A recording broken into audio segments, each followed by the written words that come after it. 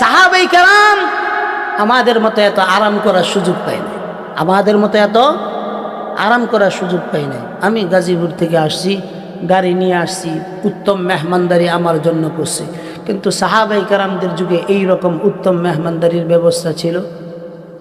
খেয়ে না খেয়ে তারা কষ্ট করেছেন, পেটের মধ্যে পাথর বেঁধেছেন। একদিন আল্লাহর রাসূল দেখেন মসজিদে নববীর ভিতরে সাহাবায়ে কেরাম এসে জড়ো হয়ে বসে আছেন। আল্লাহর রাসূল জিজ্ঞাসা করলেন, তোমরা কোন কারণে মসজিদের মধ্যে আসছো? এখন তো নামাজের সময় না, কোনো কিছুর সময় না। সাহাবায়ে কেরামদের জামাতের মধ্যে উত্তর দিতেছে, ইয়া রাসূলুল্লাহ, পেটের মধ্যে এত ক্ষুধা লাগছে, 3 দিন যাবত খাই না।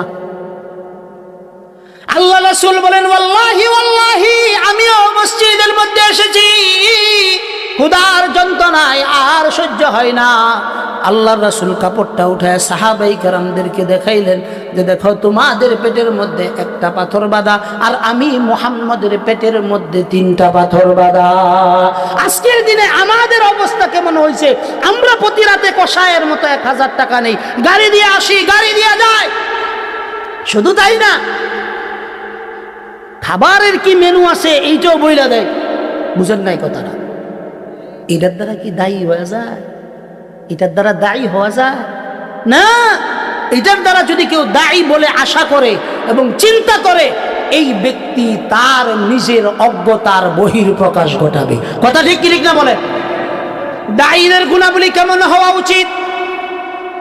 এই মিয়া, কোথায় মক্কা মদিনা আর কোথায় বাংলাদেশ পাকিস্তান? 5000 মাইল দূরত্বের জায়গা, মাঝে দিয়া আরব সাগর তো আছেই।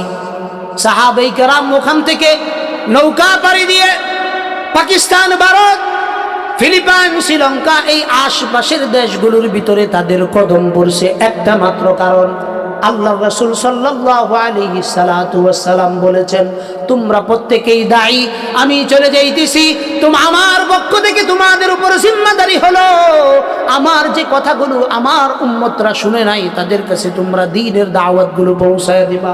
কার দাওয়াতগুলো পৌঁছাইতে হবে বলেন? আরো জোরে বলতে হবে, কার দাওয়াত?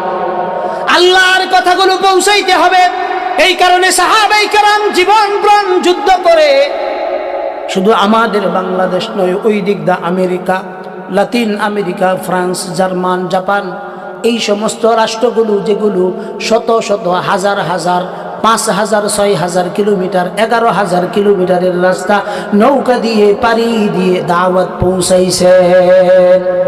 বহু দিনের আগের কথা নয়।